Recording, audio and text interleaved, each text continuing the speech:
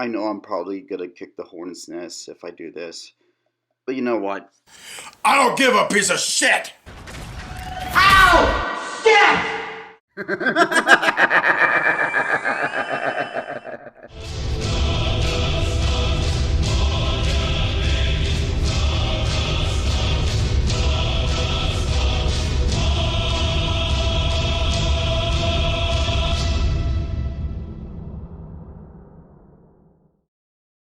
Hello ladies and gentlemen, welcome to the Techoplex. Now if you've read the title, you probably can guess this is a rehash of my Warhammer 40k video in my regards to view of Warhammer 40k as a whole. What I liked about it, the pros and cons of its morals, all through a Catholic perspective. And I apologize for the iMovie quality, but Final Cut is acting really weird, and this video I don't think needs to be super fancy to get a point across. And now the question is why I'm doing it is, well, given those of the church are rightfully unhappy with the current state of things and the plans of those in charge, like a certain form with 3 letters, It's a box! many traditionalists are seeking to gatekeep their beloved pop culture franchises, such as Warhammer 40k, which many Catholics have found the Imperium of Man to hold many traditionalist Western values.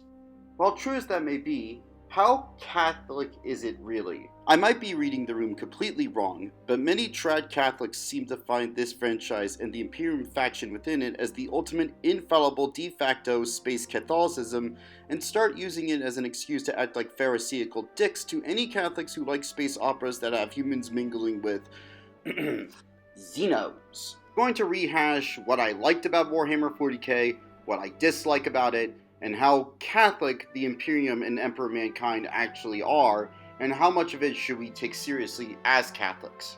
First of all, I love the over-the-top tech and various aesthetics of the factions. I'll kick your ass! I love the idea of space elves, human super soldiers in colorful power armor with their own chapters, motifs, and special abilities, and a funky third orderly race, and the idea of space demons, space angels, space theism, space Catholicism, and of course I love the space orcs with their ridiculous, bordering on cartoony scrapyard technology. To the left! To the lefty! The Imperium, Eldari, and the Tau I find to have admirable qualities as forces of order who do have some sense of truth, goodness, and beauty, and in comparison to other factions, they are the closest to quote-unquote good. They are forces of order who can loosely be compared to, emphasis on loosely, men, elves, and dwarves of Middle-earth. However, there are things within it that I do not like. I am not a fan of the gray morality, or at least the gray morality with no objective morality to keep it in check, the petty tribalism, and the ideologies of the Imperium, Eldari, and Tau, while a step up amongst all other factions, still ultimately fall flat, and these are 3 species who, in my opinion, in comparison to all the others, should know better. Cowards do that and that ain't you! You're better than that! I'll start with the Emperor of Mankind and his imperial truth. Let's be brutally honest about the Emperor of Mankind. He was not and still is not an ally of Christ. He was a Nietzschean atheist who treated spirituality and religious impulses like a disease that needed to be cured with all the arguments of a typical Dawkinite and burned down churches to replace with a militant secular humanism. His imperial truth pre-heresy was just that. Militant atheism that made mankind the center of the universe, and post-heresy took on a more mystical flavor. That, while appearing Catholic on the surface, is far more Hellenistic. Mankind was the measure of all things, and the Emperor was a deity who embodied that. It's not that the Emperor himself wanted to be a god. He wanted mankind as a whole to be God. The God race. And I can already hear the Emperor's voice in my head saying, No, I do not want that either. I just want mankind to be a supreme immortal species of science, wisdom, and reason, and blah blah blah. You can call it whatever you want, but that's what the Big E was basically asking for, because that's the logical conclusion. And if that's not inevitably megalomaniacal race idolatry, I don't know what is. Eldari are basically the same, only they project themselves into a pantheon of deities to justify their ethnocentric worship. But they didn't partake in the Age of Strife, I hear the Eldar fans say. Yeah, but they kinda left humanity at the mercy of hostiles because humans supposedly deserved it with how primitive and animalistic and overall barbaric they were as Monkai, So as much as I have a beef with Big E and his empire, I can't blame them for being sore with the Eldar. But look at the humans with their Horus heresy, I hear you guys reply. Yeah, well, the Eldari had their own. It was called the Fall of the Eldari, in which their empire collapsed. They split the Eldar into Eldari and Darkrai, aka Dark Eldar, and Slaanesh was born. So pot, neat kettle. Then I hear the Imperium fans chime in and said, yes, and mankind was made in the image of God. Okay, yeah, last time I checked, mankind, yes, was made in the image of God, but that is not the same thing as being God, especially given the fact that we fell from grace due to the sin of our first parents. And while though our Lord did become human, our redemption came about by us savagely torturing and killing our Creator in the most humiliating way. And we don't know for sure if there's any intelligent life out there, and if so, they're of the image of God as well, or not.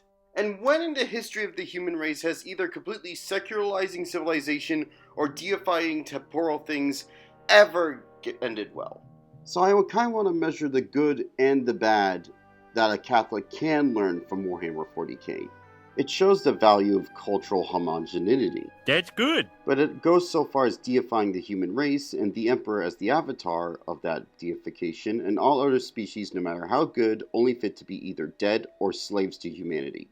Ooh, that's bad. It does show the values of faith, tradition, and self-sacrifice. That's good. But it's also full of Orwellian and Pharisaical bureaucracy that treats its own people like cattle as much as other people's. That's bad. It has a sense of space theism and space demons being vanquished by space Templars. That's good. But there's no big G god or goodness that follows this narrative, and all gods are some kind of collective psychic manifestation who depends on mortals' belief to exist. That's bad. Can I go now? And I'm not saying there isn't any moral merit to 40k, but we need to be careful of how much do we take it seriously. Until, while supposedly caring about uniting all just species for the greater good, it involves a secular priest class brainwashing everyone, abolishing cultures indiscriminately, and replacing it all with a barren utilitarian culture and aesthetic, plus space communism. And I don't need to say anything about the Dark Eldar, Orcs, Tyranids, Necrons, or Chaos. Even a tourist can look at these guys and what they do and say, oh yeah, they're evil. You don't need to be a weatherman to know where the wind is blowing. Regardless, the three major factions have one end goal regardless of their good intentions. They want their race to become the most high and reign over all species indiscriminately at their mercy, with an ultimately moral relativistic might makes right morality. Those who have the Force can force their idea of what is right or wrong onto their own people and other people's, and nothing more regardless of it being objectively wrong. Right or wrong, they have the might, so right or wrong, they're always right. I don't care how trad the Imperium appears on the surface, and I don't see why I should. I'm under no obligation to side with it to bring the faith to low culture.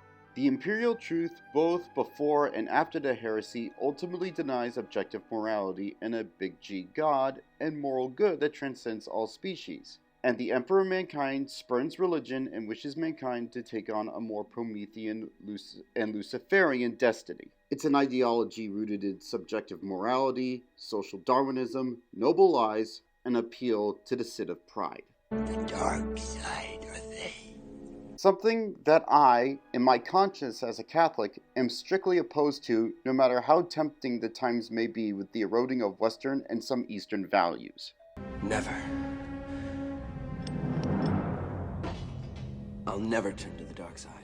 I'll be over here taking Tolkien and Lewis's view of good and evil rooted in the teachings of Jesus Christ and his church. As much as there's good in the Imperium, we must learn to separate the chaff from the wheat and not just swallow everything the Imperium dishes out for the sake of reacting to the current culture and mock progressives. Reaction for its own sake and resentment of progressivism and spite for it are not healthy motivators. And believe me, I struggle with that temptation myself. And the funny thing about these rad trads who take 40k too seriously are also fans of Tolkien, even though I'm sure Tolkien would have hated Games Workshop and what they did with the concepts they had, and I'm sure as hell he would hate the Emperor of Mankind as much as he would hate the Chaos Gods, just as much as he liked Dune. If you think it's okay to like Lord of the Rings and Warhammer 40k anyway, then you should be just as okay with trad Catholics not liking Warhammer 40k.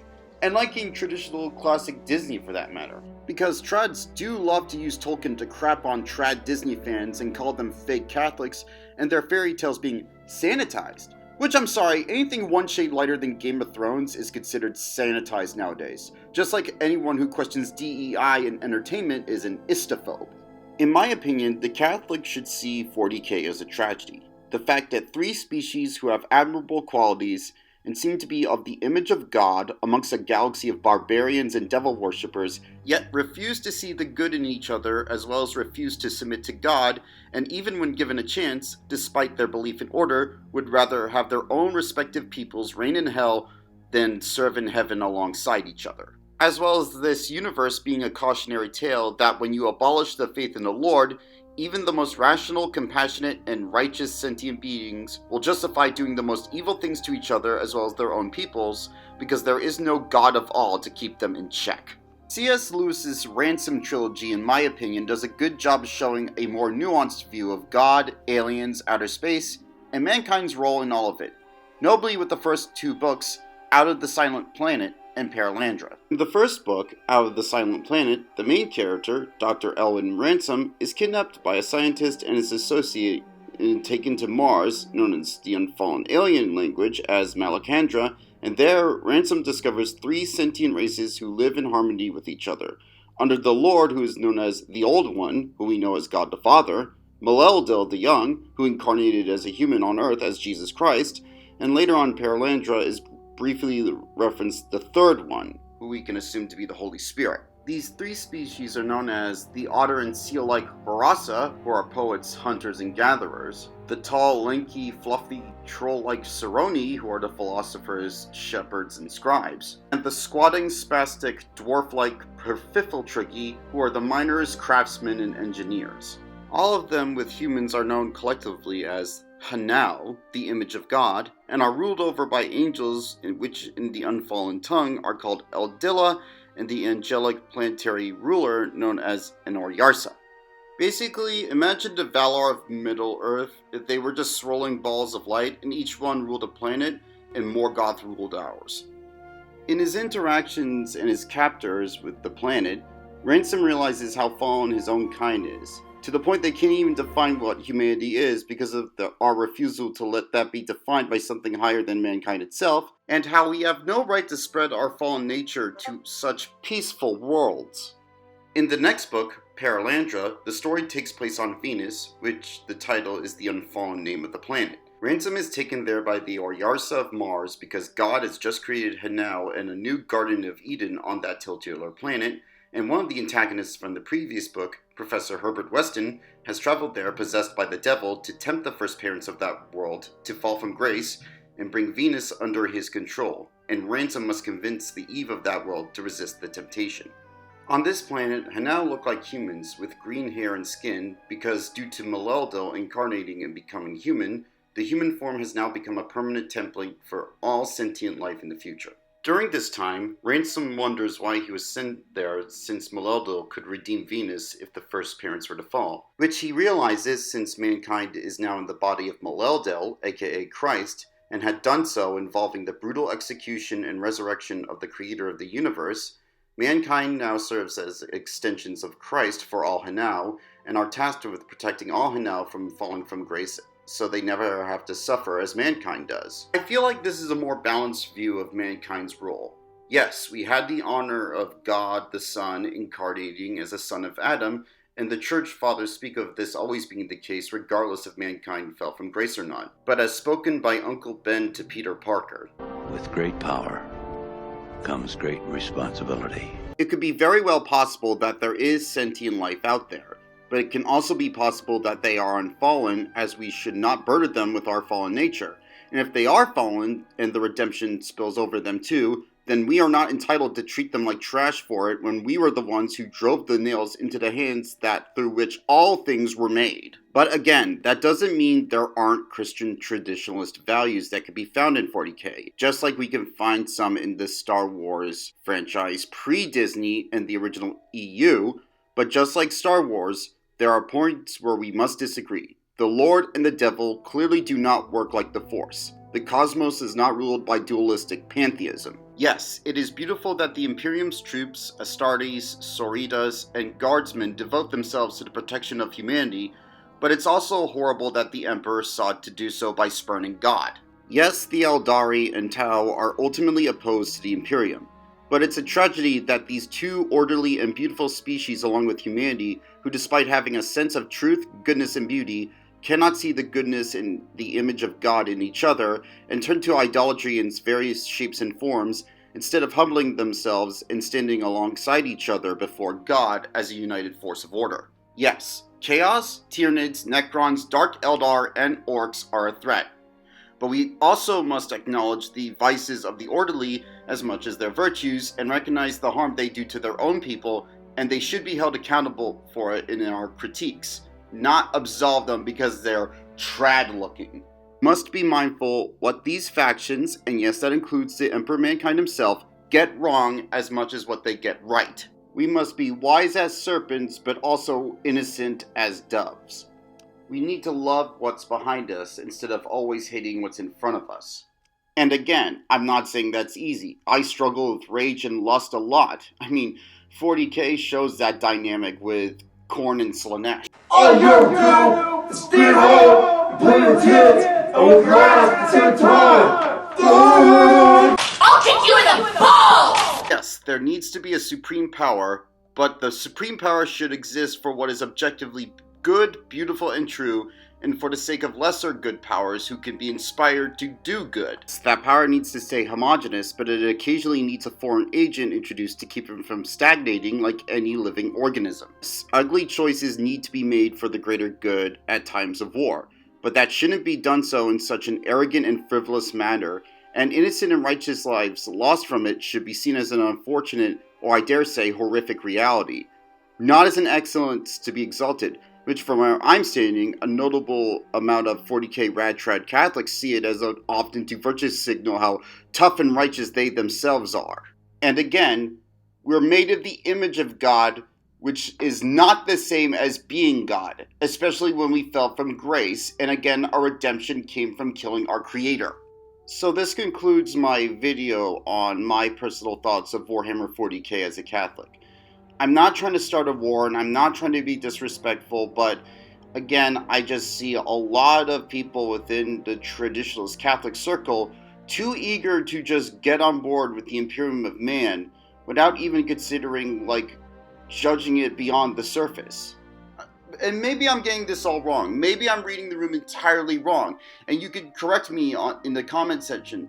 But I just want some real dialogue with some Catholics who can help me understand this better, or at least consider what I have to say. So I hope you enjoyed this video, and we can have a conversation. Don't be afraid to make a response video either if you feel like doing that. And with that, I will see you next time.